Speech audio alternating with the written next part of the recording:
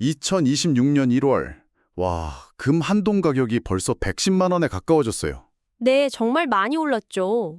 아니, 2년 전만 해도 이 가격 절반 정도였는데 그때도 사실 너무 비싸다 이랬거든요. 맞아요. 그때도 그런 말이 나왔었죠. 그런데 그 사이에 70%가 더 오른 거예요. 아마 많은 분들이 지금 똑같은 생각 하실 겁니다. 이건 뭐 올라도 너무 올랐다. 지금 들어가면 딱 마지막에 뛰어드는 거 아닐까? 하는 그 망설임이요. 그렇죠. 그 망설임 정말 지극히 합리적이고 자연스러운 반응이에요.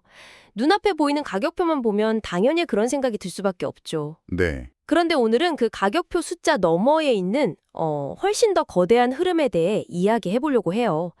어쩌면 지금의 이 금값 상승이요, 단순한 가격 등락이 아니라 지난 30년간 우리가 당연하게 여겼던 세계 경제의 큰 판이 바뀌고 있다는 아주 중요한 신호일 수 있다는 점을 짚어보고 싶습니다.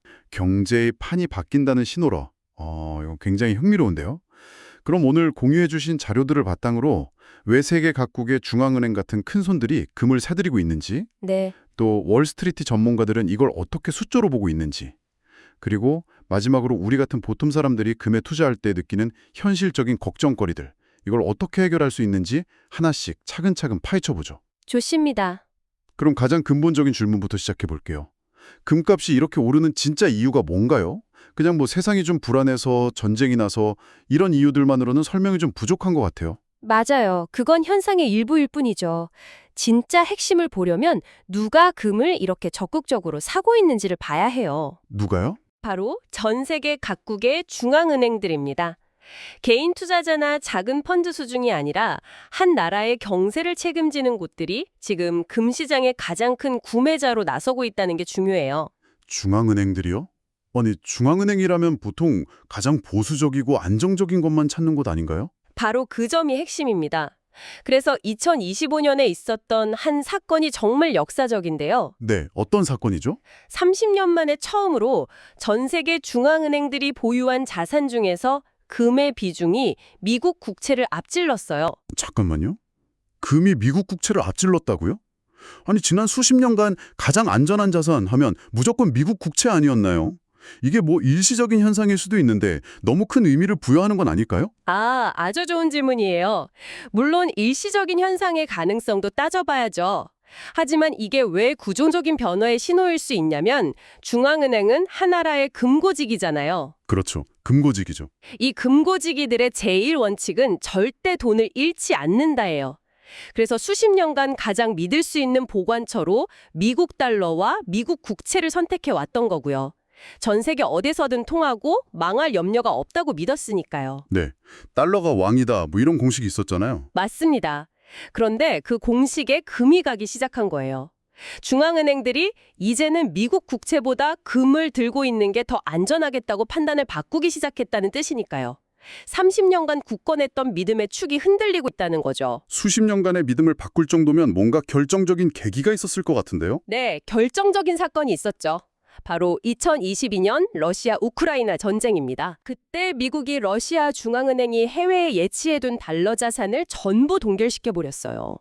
이 장면을 전 세계 다른 나라 중앙은행들이 실시간으로 지켜본 거죠. 아, 그 사건이요? 그게 다른 나라들에게 그렇게 큰 충격이었군요. 엄청난 충격이었죠. 다들 속으로 이런 생각을 한 거예요.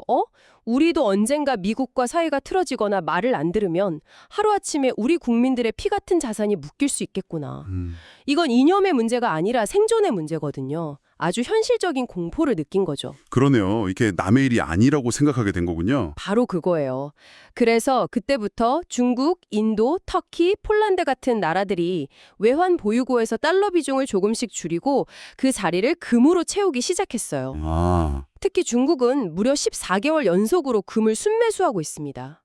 이건 단기적인 유행이 아니에요. 달러 패권이라는 거대한 시스템에 대한 근본적인 불신에서 시작된 아주 구조적이고 장기적인 움직임이라고 봐야 합니다. 정부 차원에서 달러에 대한 불신이 커지고 있다는 건 정말 큰 변화네요. 그런 흐름을 돈 냄새 가장 잘 맞는다는 월스트리트에서는 놓칠 리가 없을 텐데요. 그쪽 전문가들은 이 상황을 어떻게 숫자로 보고 있는지 궁금합니다. 당연히 그들도 이 흐름을 아주 예민하게 지켜보고 있죠. 골드만삭스나 JP모건 같은 세계적인 투자은행들의 보고서를 보면 대부분 지금보다 최소 10%에서 많게는 한 22%까지 더 오를 거라고 보고 있어요. 10에서 22%요? 네, 구체적인 숫자로 보면 금 1온스당 5,000달러, 심지어 5,500달러까지 예측하는 곳도 있습니다. 지금보다 훨씬 높은 수준이죠. 그게 참 이상하네요. 우리 같은 일반인들의 체감과 전문가들의 예측이 이렇게 정반대라는 건데 이 격차는 어디서 오는 걸까요? 우리가 못 보고 있는 걸 그들은 보고 있다는 뜻이겠죠? 정확해요. 그걸 보여주는 아주 재미있는 데이터가 있어요. 골드만삭스가 900명이 넘는 기관 투자자, 그러니까 수조 원씩 굴리는 거대 연기금이나 자산운용사의 펀드 매니저들에게 설문조사를 했어요. 앞으로 금값이 어떻게 될 것 같냐고요. 네, 결과가 어땠는데요? 놀랍게도 10명 중 7명이 금값은 더 오른다에 베팅했어요. 10명 중 7명이요? 네. 반대로 떨어질 것이라고 답한 전문가는 고작 5%에 불과했습니다. 압도적이죠. 우리 같은 개인들은 너무 비싸다고 망설이는 바로 이 순간에 시장의 진짜 큰 손들은 거의 대부분이 상승 쪽에 줄을 서고 있다는 거예요. 그들은 우리가 못 보는 무언가를 보고 있는 거죠. 우리가 못 보는 무언가라. 그게 바로 앞서 말씀하신 지금 동시에 작동하고 있다는 세 가지 거대한 힘이겠군요. 그게 뭔지 하나씩 좀 쉽게 풀어주시겠어요? 네. 지금 금값을 밀어올리는 거대한 엔진이 3개 있다고 보시면 돼요. 첫 번째 엔진은 금리 인하 가능성입니다. 금리랑 금이 무슨 상관이 있죠? 아주 밀접한 관계가 있어요.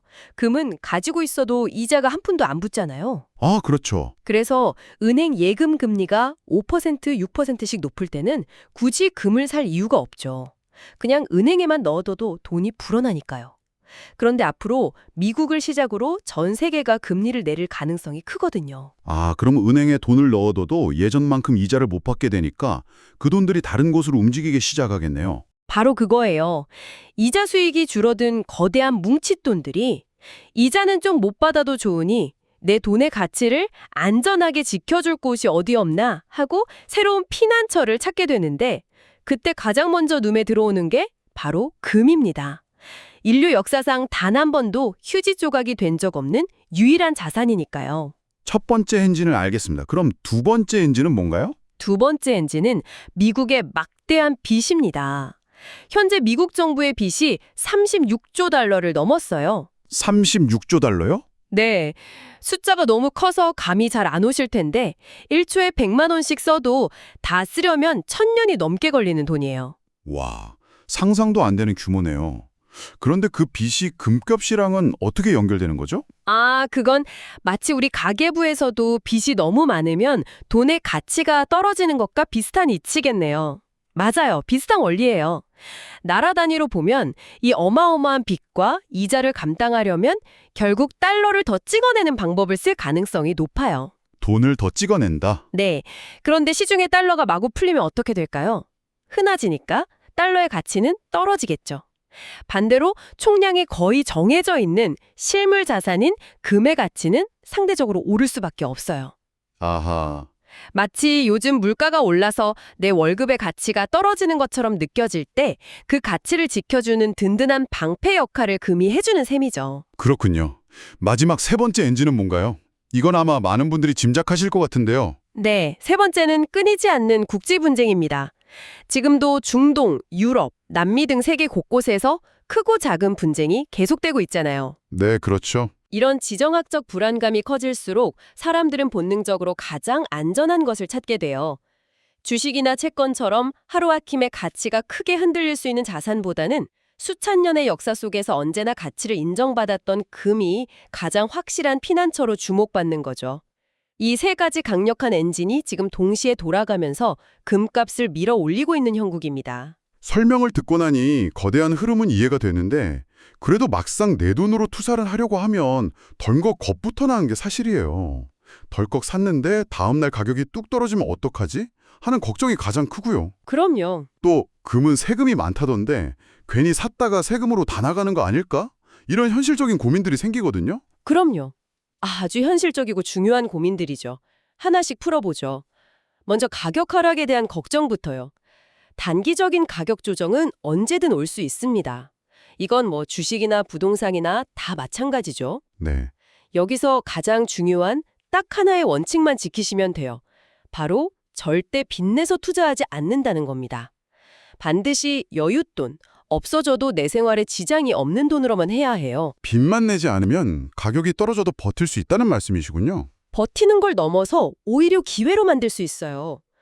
여윳돈으로 투자했다면 가격이 떨어졌을 때 공포에 질려서 파는 게 아니라 아, 드디어 싸게 더 살 수 있는 기회가 왔네 하고 생각할 수 있게 되거든요. 아, 인도의 주부들이 평소에 돈을 모아뒀다가 금값이 내릴 때마다 금은방으로 달려가서 야금야금 금을 사 모으는 것과 똑같은 지혜예요. 장기적인 관점에서 보면 가격 하락은 내 평균 매입 단가를 낮출 수 있는 아주 좋은 기회가 됩니다. 마음가짐을 단기적인 베팅이 아니라 장기적인 저축으로 바꾸면 하락이 오히려 반가운 기회가 될 수 있다는 거군요. 알겠습니다. 그럼 두 번째 걱정, 세금 문제는 어떻게 해야 할까요? 이게 사실 제일 복잡하고 어렵게 느껴져요. 세금 걱정은 사실 방법을 잘 몰라서 생기는 오해인 경우가 많아요. 오해라고요? 네, 우리가 동네 금은방에 가서 골드바를 사는 것만 생각해서 그러는데 세금을 합법적으로 아끼거나 아예 안 낼 수 있는 아주 좋은 방법들을 이미 나라에서 만들어놨어요. 그런 방법이 있나요? 네, 첫 번째는 KRX 금시장을 이용하는 거예요. 이름은 좀 어렵게 들리지만 그냥 주식 거래하는 것처럼 한국거래소에서 1g 단위로 아주 소액으로도 금을 사고 팔 수 있는 시장이라고 생각하시면 돼요. 스마트폰으로도 쉽게 할 수 있고요. 주식처럼요? 그럼 거기서 수익이 나면 세금을 내야 하는 거 아닌가요? 그게 바로 KRX 금시장의 가장 큰 장점인데요. 여기서 금을 사고 팔아서 얻은 수익에 대해서는 세금이 단 한 푼도 붙지 않아요. 양도소득세가 완전히 비과세입니다. 와, 나라에서 금 거래를 활성화하기 위해 주는 특별한 혜택인 셈이죠. 수익에 세금이 전혀 없다니 이건 정말 큰 혜택인데요. 또 다른 방법도 있나요? 그럼요. 두 번째 방법은 많은 분들이 이미 가지고 계실 수도 있는 개인종합자산관리 계좌, 즉 ISA를 활용하는 거예요. 아, ISA 계좌요? 네, 이 계좌는 만능절세통장이라고 불리는데요. 이 통장을 통해서 금 관련 펀드에 투자하는 거죠. 금 관련 펀드요? 혹시 금 ETF 같은 걸 말씀하시는 건가요? 사실 그게 뭔지 잘 모르는 분들도 많거든요. 네, 맞아요. 금 ETF. 어렵게 생각하실 것 없이 이건 금 실물 조각이 아니라 금 가격의 움직임을 그대로 따라가도록 만들어진 주식 같은 상품이라고 생각하시면 가장 쉬워요. 아, 금 한 돈을 직접 사려면 100만 원이 넘는 돈이 필요하지만 이 ETF는 단돈 몇천 원, 몇만 원으로도 주식처럼 한 주씩 살 수 있어서 부담이 없죠. 금이랑 똑같이 움직이는 주식이군요.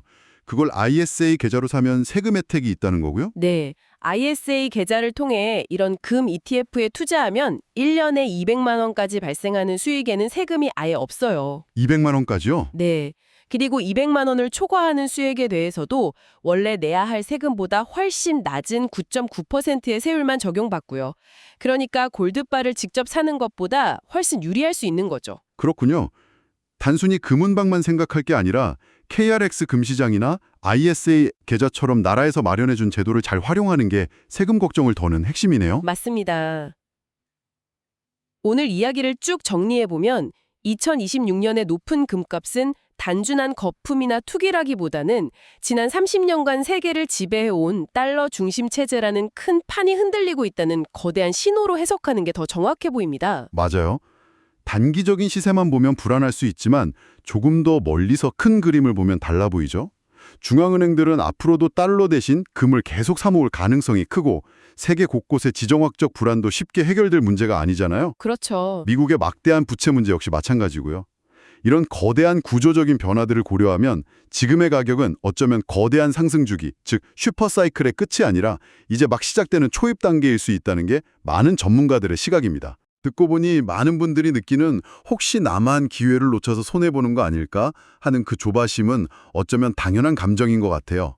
하지만 오늘 이야기를 통해 생각해보면 진짜 위험은 금을 사고 안 사고의 문제가 아니라 이런 거대한 변화의 흐름을 전혀 잃지 못하고 가만히 있다가 어느 날 문득 내 손에 쥔 현금의 가치가 나도 모르는 사이에 똑 떨어져 있는 걸 그저 지켜만 보는 것일지도 모르겠다는 생각이 드네요. 마지막으로 청취자분들께 이런 질문을 하나 던져드리고 싶어요. 과거 우리 부모님 세대에게 부의 상징은 땅 문서나 은행에 두둑이 쌓인 현금이었습니다. 하지만 은행에 넣어둔 돈의 가치가 매년 떨어지고 돈이라는 개념 자체가 흔들리는 지금 시대에 앞으로 30년 후 우리 자녀나 손주 세대에게 가장 확실하고 믿을 수 있는 부의 증표는 과연 어떤 모습일까요? 정답은 없지만 한 번쯤 깊이 생각해 보시면 좋겠습니다.